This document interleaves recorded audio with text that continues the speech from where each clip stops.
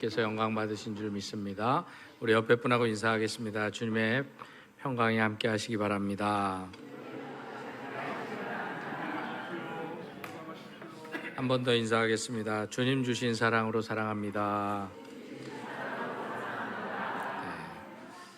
주보에 광고 있듯이 오늘 오후 예배는 재직 세미나로 드립니다. 서리 집사님 이상 되신 분들은 다 재직이시거든요. 그러니까 1년에 한 번 있는 재직 세미나 참석하셔서 말씀으로 기도로 준비하셔서 올 한 해 또 교회를 섬기는 일에 함께 해주시면 감사하겠습니다. 그리고 주중에 있는 구역 지도자 세미나 교사원 수원에 우리 구역장님들 또 교사 선생님들 다 참석해 주시면 감사하겠습니다. 기도하겠습니다. 거룩하신 아버지 하나님, 부족한 종이 말씀을 전합니다. 종의 모습은 감추어 주시고 오직 주님의 말씀만 온전히 선포되게 하여 주시옵소서. 예수님의 이름으로 기도드립니다. 아멘. 우리가 건강검진을 받게 되면 이제 검진 결과표를 받아보게 됩니다. 그런데 어떤 항목은 정상 이렇게 써 있는데 또 어떤 항목은 빨간 글씨로 경계, 주의라고 적혀 있기도 합니다. 사실 말하면 멀쩡해 보이지만 우리의 몸이 병들어가고 있다, 연약해지고 있다라는 것을 보여줍니다. 그런데 창세기 1장에서 하나님이 당신이 지으신 창조물들을 바라보면서 무려 6번이나 반복적으로 보시기에 좋았더라라고 말씀하십니다. 그리고 무엇보다 1장 31절에서는 그 모든 것을 보시기에 심히 좋았더라라고 말씀합니다. 그런데 오늘 보면 창세기 6장에 오면 다시 하나님이 보시기는 하시는데 그 결과가 5절 말씀에 보면 이전과 달리 좋았더라가 아니라 항상 악할 뿐이었다. 악한 것만 보시게 되었다라고 말씀합니다. 이처럼 창세기 1장은 마치 창조에 대한 정상이라는 판결을 받는 건강검진표와 같고, 창세기 6장은 하나님 앞에 인간의 악함이 퍼져나가는 검진표를 받는 것과 같은 모습입니다. 따라서 오늘 본문을 통해 아담과 하와 그리고 가인의 범죄 이후에 인간의 죄악이 얼마나 깊게 멀리 넓게 파고들었는지, 그리고 하나님은 그 죄에 대해서 어떻게 반응하시는지에 대해서 잠시 말씀의 은혜를 나누고자 합니다. 먼저 오늘 본문 1, 2절 말씀에 보면 사람이 땅 위에 번성할 때 그 사람에게서 딸들이 태어났다라고 말씀합니다. 여기서 사람이 땅 위에 번성했다는 말씀은 언뜻 보면 창세기 1장 28절에 생육하고 번성하고 땅에 충만하라 하셨던 말씀의 결과처럼 보이기도 합니다. 그런데 중요한 것은 사람의 많아짐, 바로 그 번성 자체가 중요한 것이 아니라 어떻게 번성했냐, 그 번성의 방향이 중요한 것을 볼 수 있습니다. 왜냐하면 성경의 말씀이 우리에게 전해주듯 사람의 많아짐, 사람의 번성이 하나님께로 향하면 더할 수 없는 축복이지만, 번성이 하나님을 떠난 번성이면 죄의 확산이 되기 때문입니다. 그렇다면 오늘 1, 2절에서 등장하는 하나님의 아들들과 사람의 딸들은 누구겠습니까? 여기는 이들이 누군지에 대해서는 다양한 해석들이 있습니다. 그러나 제일 보편적인 견해로 보면 가인과 아벨, 이 가인과 아벨 사건을 통해서 하나님께서 새로운 자녀를 주신 셋, 바로 이 셋 계열이 경건한 사람들로 하나님의 아들들이다라는 것입니다. 이 셋의 후손들이 하나님의 아들들이고, 사람의 딸은 바로 동생 아벨을 죽인 가인의 후손들, 바로 죄인의 모습으로 태어나는 사람들. 그래서 이들을 바로 사람의 딸들이다라고 말하고 있습니다. 그런데 문제는 오늘 본문에서 하나님의 아들들이 사람들의 딸들의 아름다움을 보고 자기들이 좋아하는 모든 여자를 아내로 삼았다는 데에 문제가 있습니다. 바로 경건한 하나님의 아들들이 가인의 후예인 불경건한 사람들의 딸들을 아내로 삼았다는 것은 지난주 우리가 말씀을 나누었던 것처럼 하나님이 주도하시는, 하나님이 계획해 주신 이 결혼을 통해서 오히려 사람들이 하나님을 섬기는 길에서 떠나는, 하나님을 멀리하는 일들이 벌어지게 된 것입니다. 그런데 우리가 여기서 더 주목할 것은 하나님의 아들들이 아내를 맞이하는 선택 기준입니다. 그 기준은 2절 말씀에서 보듯 아름다움이었습니다. 근데 여기서 아름답다라는 말은 창세기 3장 6절에서 선악과 사건 때 뱀의 유혹을 받아 하와가 그 나무를 본즉 먹음직도 하고 보암직도 하고 지혜롭게 할 만큼 탐스럽기도 한 나무였다라고 했을 때 보았다라는 의미와 같은 의미입니다. 그래서 이 구절에 해당하는 히브리어 원문을 직역해 보면 그 나무가 먹기에 좋았다고 여자가 보았다라고 해석이 됩니다. 그래서 하와가 선악과를 보았을 때처럼 하나님의 아들들이 사람의 딸들의 아름다움 속에 감추어 주신, 그 감추어진 하나님 보시기에 부정적인 것들을 이 하나님의 아들들이 사람의 딸들을 선택함으로 택하였다라는 것입니다. 이처럼 죄라는 것은 보기 좋은 것에서 시작해서 원하게 되고 결국은 가지고 취하게 되는 순서로 나아가는 것을 보게 됩니다. 그런데 가장 큰 문제는 2절 말씀에서 보듯이 하나님의 뜻과 계획과는 상관없이 이 언약 관계, 하나님의 축복의 관계로 허락해 주신 이 결혼 관계에서 하나님의 뜻과 하나님의 기준이 아닌 자기들이 좋아하는 기준, 자기들이 좋아하는 모습으로 모든 사람을 아내로 삼은 것이 문제였다라는 것입니다. 이처럼 하나님이 내 삶의 주인 될 때 내 삶의 우선순위가 하나님이 기뻐하시는 것이 아니라 바로 내가 좋아하는 것, 그래서 내 삶이, 내 기준이 우선시 되고 만 것입니다. 그리고 결국 이런 모습을 보신 하나님께서 그의 안타까우심을 3절에 이렇게 기록하고 있습니다. 함께 읽겠습니다. 여호와께서 이르시되 나의 영이 영원히 사람과 함께하지 아니하리니 이는 그들이 육신이 됨이라. 그러나 그들의 날은 120년이 되리라 하시니라. 이 말씀 속에서 나의 영이 사람과 함께하지 아니하리라 라는 말씀은 나의 영이 영원히 이제는 사람들과 다투지 않겠다라는 말로 번역됩니다. 다시 말해 내가 이제는 다시는 영원히 너희들과 뭐뭐하지 않겠다라는 시간의 제약성을 두셨음을 경고합니다. 그래서 다윗도 바세바를 범한 사건 이후에 시편 51편 9절과 12절에서 하나님의 심판이 자기에게 임하여서 하나님의 영이 떠날 것을 두려워서 애타게 이렇게 기도했던 것을 보게 됩니다. 왜냐하면 내가 죄를 가지고 있는 한 하나님이 우리에게 다가오실 수 없기 때문입니다. 그래서 내가 죄를 버리고 회개해야만 하나님이 나와 함께 하실 수 있는데 내가 끊임없이 죄를 만들기 때문에 하나님의 영이 나와 함께 할 수 없게 되었다라는 것입니다. 그러므로 오늘 본문 3절에서 육신이라는 단어는 히브리 말로는 바사인데 이 말은 헬라어 샤스라고도 합니다.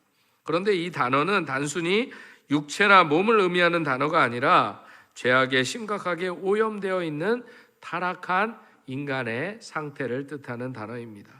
따라서 오늘 본문에서 육신이 됨이라 라는 말씀이 바로 하나님께서 인간을 심판하실 수밖에 없었던 이유, 바로 하나님의 영이 인간을 떠날 수밖에 없었던 이유가 된 것입니다. 그러면서 하나님께서는 베드로전서 3장 20절의 말씀처럼 그들의 날은 120년이 되리라 라는 말씀을 통해 홍수가 일어나기 전까지 120년의 유예 기간을 주십니다. 그럼에도 불구하고 이제 이 말씀은 인간은 더 이상 하나님의 은혜가 아니면 영원히 살 수 없게 되었다라는 것을 분명히 말씀하시는 것입니다. 바로 하나님께서는 다시금 생명의 근원이 누구인지, 그리고 생명을 주고 거두는 주권이 누구에게 있는지 바로 이후에 있을 홍수 심판을 통해서 분명히 보여주고자 하신 것입니다. 그럼에도 안타깝게도 노아 시대는 인류는 다 타락해서 심지어 셋계열, 다시금 하나님의 사람들을 통해서 해주셨던 이 셋계열의 경건한 사람들마저도 이 가인 계열의 악한 사람들과 똑같이 되었고, 그들 모두가 다 하나님을 떠나 육신이 되어 버린 것입니다. 바로 하나님의 형상을 따라 영적인 존재가 되어서 하나님과 교제하며 살아가야 될 인간이 그만 노아 시대의 전체 인류가 다 육신이 되어버린 것입니다. 육체의 쾌락을 위해 살아가는 악한 존재로 전락해버리고 만 것입니다. 그래서 하나님은 당신을 떠난 자들에게 120년이라는 유보의 시간을 주셨음에도 불구하고 그들은 끝내 회개하지 않고 돌이키지 않았습니다.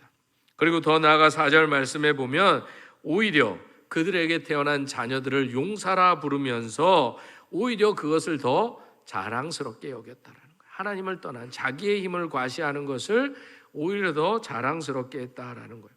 그래서 이어지는 5, 6절 말씀에 보면 죄악이 끝없이 넓고 깊고 무섭게 온 세상을 덮어가는 것을 보게 됩니다. 더욱이 인간의 마음을 지배하는 것이 그래서 온통 죄악뿐이었다라고 성경은 말씀합니다. 이처럼 사람이 세상에 가득한 만큼 악이 세상을 가득 채우고 만 것입니다. 사람들의 마음은 전적으로 병들었고 그들은 끊임없이 악을 행하고 시간이 가면 갈수록 인간의 본성은 하나님을 떠났기에 악은 극에 달하게 되었던 것입니다. 그래서 결국 7절 말씀에 보면 하나님은 사람을 당신이 창조하신 모든 것을 지면에서 쓸어버릴 심판을 결심하신 것입니다. 그런데 여기에서 우리가 한 가지 주목할 것은 이 인간의 죄에 대한 하나님의 탄식은 하나님께서 세상을 창조하실 때 표현해뒀던 기쁨과 완전 대조되는 것을 보게 됩니다. 창세기 1장 31절에 하나님이 지으신 그 모든 것을 보시니 보시기에 심히 좋았더라 말씀하셨는데, 오늘 보면 7절에서는 이는 내가 그것들을 지었음을 한탄함이니라 라고 탄식하십니다. 여기서 한탄하셨다라는 단어는 보시기에 좋았더라라는 단어와 대조적인 의미로 쓰이는 단어로 단순한 후회를 의미하는 것이 아니라, 그리고 여기에 근심하시고 라고 번역된 단어와 함께 당신이 지으신 인간들 때문에, 동식물들 때문에 슬퍼하시고 마음 아파하시는 하나님의 애끓는 심정을 하나님 입장이 아니라 인간의 입장에서 표현한 단어다라는 것입니다. 그래서 하나님이 완전하지 않으셔서 능력이 없으셔서 하나님도 실수할 수 있어서 후회하고 한탄하고 근심하신 것이 아니라 단지 인간을 비롯한 모든 동물과 식물을, 이 지구상에 호흡하는 모든 것들을 다시 다 죽이셔야만 했던 하나님의 안타까운 심정을 인간의 언어로 표현했을 뿐이다라는 것입니다. 왜냐하면 하나님이 이렇게 인류를 심판하지 않으시면 이들 모두를 구원하실 수 없었기 때문입니다. 이처럼 우리는 본문을 통해 인간을 향해 크게 슬퍼하시는 하나님의 한탄은 제약된 사람의 딸들은 그렇더라도 경건한 하나님의 아들들, 바로 영적인 존재들마저 육신이 되어버린 것에 대한 하나님의 안타까운 마음의 표현이었다라는 것입니다. 그런데도 이렇게 탄식하시면서 앞에서도 말씀드렸듯이 3절 끝에서 그러나 그들의 날은 120년이라 되리라 라는 말씀을 통해서 하나님의 인내의 한계와 경고의 자비가 함께 섞여져 있는 것을 보게 됩니다. 다시 말해 하나님은 즉시 멸하시거나 심판하지 아니하시고 멈추실 수 있는 기회를 주셨다라는 것입니다. 이렇게 하나님은 참고 참으시며 또 기다리고 기다리시며 육신이 되어버린 인간들이 돌아와서 다시금 하나님과의 아름다운 관계를 회복하기를 그토록 간절히 끝까지 포기하지 아니하시고 소망하셨던 것입니다. 그럼에도 인간은 결국 하나님의 이 소망을 저버리고 육신이 되어서 부패하고 타락한 모습으로 악을 향해 달려가는 사람들처럼 보이게 된 것입니다. 그래서 오늘 본문에 바로 이어서 나오는 말씀에 이 악이 어떻게 퍼져나갔는지를 기록하는 것을 보게 됩니다. 먼저 11절 말씀에 보면 그때에 온 땅이 하나님 앞에 부패하여 포악함이 땅에 가득한지라. 12절에 하나님이 보신즉 땅이 부패하였으니 이는 땅에서 모든 혈육 있는 자의 행위가 부패함이었더라. 13절에 하나님이 노아에게 이르시되 모든 혈육 있는 자의 포악함이 땅에 가득함으로 그 끝날이 내 앞에 이르렀으니 내가 그들을 땅과 함께 멸하리라. 이 말씀들은 반복적으로 이 노아 시대 이후의 모습이 부패와 폭력으로 가득 찼음을 보여줍니다. 여기서 부패라는 단어는 히브리어로 샤트인데 이것은 썩었다라는 것으로 죄악으로 인해 썩어져 냄새가 진동한다라는 의미가 있습니다. 또 포악은 히브리어로 하마스인데 이것은 다른 사람들을 해치고 빼앗고 약탈하고 심지어 살인과 강간과 폭력이 난무하는 그야말로 무법 상태를 가리키는 단어입니다. 그래서 우리가 뉴스를 통해서 많이 듣잖아요. 하마스. 이 단어가 여기에서 나온 단어입니다. 그런데 여기에서 우리가 한 가지 놓치지 말아야 될 말씀이 있습니다. 6절의 말씀인데 우리가 다시 함께 읽겠습니다. 땅 위에 사람 지으셨음을 한탄하사 마음에 근심하시고. 이 단어에서 하나님이 한탄하시고 근심하셨다는 말은 부정적인 의미로만 들리지만 그런데 여기에 복음이 담겨져 있습니다. 왜냐하면 하나님이 한탄하시고 근심하셨다는 말씀은 다른 말로 하면 하나님이 죄를 심판하신다라는 것은 하나님이 악을 그대로 내버려 두지 않는다라는 거예요. 하나님이 우리가 자녀들이 잘못했을 때 그대로 내버려 두지 않는 이유와 같다라는 거예요. 또한 하나님이 근심하신다는 것은 하나님이 우리를 포기하지 않겠다라는 뜻이 있습니다. 그래서 죄로 인해 그리고 세상이 무너지는 상황 속에서도 끝내 하나님께서는 은혜가 끊기지 않도록 하나님의 사랑이 끊어지지 않도록 한 사람을 남겨두신 것입니다. 그래서 오늘 본문은 마지막을 이렇게 시작합니다. 그러나 노아는 여호와께 은혜를 입었더라. 함께 읽겠습니다. 그러나 노아는 여호와께 은혜를 입었더라. 빅토르 위고의 레미제라블을 잘 알고 계실 것입니다. 여기에 유명한 장면이 등장하는데 제수 장발장이 훔친 은식기를 들고 가다가 붙잡혀 왔는데 주교가 뜻밖의 이런 이야기를 하지 않습니까? 여기 촛대도 당신 거니까 가져가라. 이 한마디가 장발장의 인생을 바꾸어 놓았습니다. 왜냐하면 그 순간이 바로 오늘 본문의 그러나의 순간이었기 때문입니다. 죄로 인해 세상이 다 무너지는 하나님의 심판 사이에 그래서 오늘 본문은 그러나라고 은혜가 시작되는 것을 보게 됩니다. 왜냐하면 은혜는 그냥 넘어가 줄 게가 아니라 새로운 출발의 시작이기 때문입니다. 그래서 어찌 보면 하나님의 은혜는 언제나 그러나로부터 시작되는 것을 보게 됩니다. 그렇다면 여기에서 질문이 생길 수 있습니다. 왜 하나님께서는 선악과를 만드셨을까라는 질문처럼 왜 하필 하나님은 노아를 선택하셨을까라는 질문입니다. 왜 노아였냐라는 것입니다. 이에 대한 답은 노아가 완벽해서가 아니라 우리가 당장 9절 보면 당대의 완전한 자라 의인이라고 했지만 성경의 대답은 노아가 완벽해서가 아니라 하나님이 노아에게 은혜를 주셨기 때문에 노아가 선택되었다라고 말씀합니다. 따라서 여기서 은혜라는 단어는 자격이 있어서 받아낸 상이 아니라 받을 자격이 없는 것을 받는 것, 이게 은혜라고 설명합니다.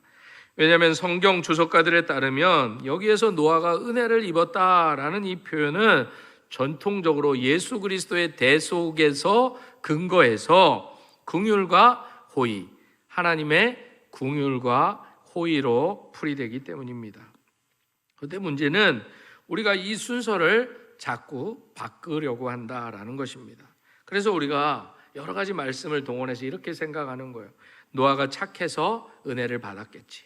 노아가 완전해서 택함을 받았겠지. 그렇게 생각한다라는 것입니다. 그런데 오늘 본문 8절은 어떤 수식어도 없이 이렇게 말씀합니다. 그러나 노아는 여호와께 은혜를 입었더라.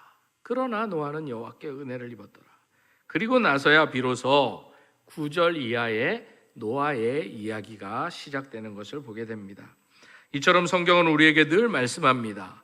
은혜가 먼저이다고. 은혜가 먼저이다고. 그 은혜가 먼저이고 그 은혜를 붙들면 순종하게 되고 순종하면 구원의 통로로 쓰이게 된다라는 것입니다. 따라서 은혜는 우리가 잘해서 받는 상이 아니라 받을 자격이 없는 자를 하나님이 붙드시는 시작이 은혜다라는 것입니다. 사랑하는 성도 여러분, 오늘 보면 창세기 6장은 우리 인간이 얼마나 깊이 무너질 수 있는지를 보여주는 말씀입니다. 그런데 여기서 중요한 것은 그럼에도 불구하고 하나님께서는 그 무너짐보다 더 큰 은혜를 준비하신다는 사실입니다. 그래서 하나님의 은혜는 괜찮아, 그냥 넘어가자가 아닌 것입니다. 하나님께서는 우리의 죄의 무게를 직접 달아보게 하시고 그 죄양을 직접 얼마나 되는지를 보게 하시고 심판의 현실 앞에 서게 하십니다. 그러나 하나님의 이것으로 포기하지 아니하시고 끝까지 살 길을 열어주시는 은혜, 바로 사랑을 우리에게 남겨주십니다. 그러기에 오늘 예배드리는 우리 모두는 이러한 세상 가운데서 하나님께서 노아에게 은혜를 베풀어 주시듯 왜 우리를 하나님의 자녀로 불러주셨는지, 왜 우리를 이 자리에 세워주셨는지를 분명히 알아야 됩니다. 창세기 5장 28절 29절은 말씀합니다. 라멕은 182세의 아들을 낳고 이름을 노아라 하여 이르되 여호와께서 땅을 저주하심으로 수고롭게 일하는 우리를 이 아들이 아니하리라 하였더라. 이 말씀에서 이 아들이 아니하리라고 하셨던 이 아들은 노아입니다. 그래서 노아라는 이름의 뜻은 아니함, 위로함입니다. 그러니까 노아에게는 그 시대에 위로하는 사명, 부패와 폭력으로 그리고 죄악 속에 빠진 그 시대에 하나님의 위로를 전하는 사명이 있었기에 택함을 받은 것입니다. 그래서 하나님은 죄악된 세상을 모두 쓸어버리셨지만 노아 한 사람은 남겨두셨습니다. 그리고 노아와 그의 가족들로부터 내가 다시 시작하겠다 결심하십니다. 다시금 하나님의 온 인류를 구원하시는 놀라운 복이 그래서 시작된 것입니다. 사랑하는 성도 여러분, 오늘 본문은 세상이 얼마나 어두웠는가를 우리에게 보여주는 동시에 그 어둠 속에서 하나님의 은혜가 어떻게 사람을 붙들어 주는지도 분명히 보여주십니다. 사람이 많아질수록 죄도 넓어지고 생각과 마음의 방향이 무너지고 결국 하나님은 슬퍼하셨습니다. 그런데 성경은 그 절망 가운데 그러나 노아는 여호와께 은혜를 입었다고 분명히 말씀합니다. 바로 노아가 먼저 하나님을 붙든 것이 아니라 하나님이 먼저 노아를 붙드셨다라고 말씀합니다. 그런데 이 은혜가 오늘 우리에게도 필요합니다. 왜냐하면 우리가 사는 시대도 마음이 쉽게 흐려지고 죄가 가볍게 여겨지고 다들 그러니까 나도 그렇게 살아야지 생각하기 쉽기 때문입니다. 그래서 하나님은 오늘도 노아와 같은 한 사람을 찾으십니다. 시대를 바꾸는 능력 있는 사람이 아니라 은혜를 붙드는 한 사람을 찾고 계십니다. 그러니 오늘 우리에게도 이 시대를 위로하고 안위하는 사명이 있음을 여러분들이 기억할 수 있기를 바랍니다. 노아의 시대처럼 지금도 부패하고 포악한 시대가 되고 말았는데 바로 이런 시대 속에서 하나님은 우리를 부르셔서 이 시대를 안위하고 위로하는 사명을 주셨다는 것입니다. 그래서 여러분 모두는 여러분들의 가정과 삶의 자리 그리고 일터에서 그리고 우리가 만나고 대하는 모든 사람들과의 관계성에서 하나님을 알지 못해 죽어가며 하나님의 사랑을 느끼지 못해 아파하며 고통받는 자들에게 다가가 위로하고 안위해야 되는 사명을 받은 또 다른 노아, 또 다른 은혜 받은 자임을 기억해야 할 것입니다. 이 시간 이렇게 기도하기를 원합니다.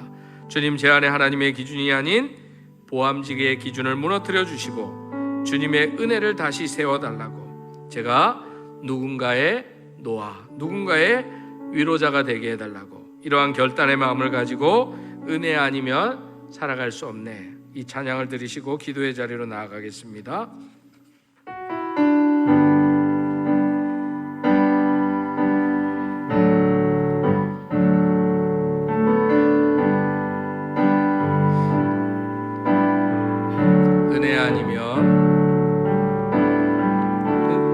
은혜 아니면 살아갈 수가 없네. 호흡마저도 다 주의 것이니 세상 평안과 위로 내게 없어도 예수 오직 예수뿐이네. 은혜 아니면 살아갈 수가 없네. 은혜 아니면 살아갈 수가 없네. 호흡마저도 다 주의 것이니 세상 평안과 위로 내게 없어도 예수 오직 예수뿐이네.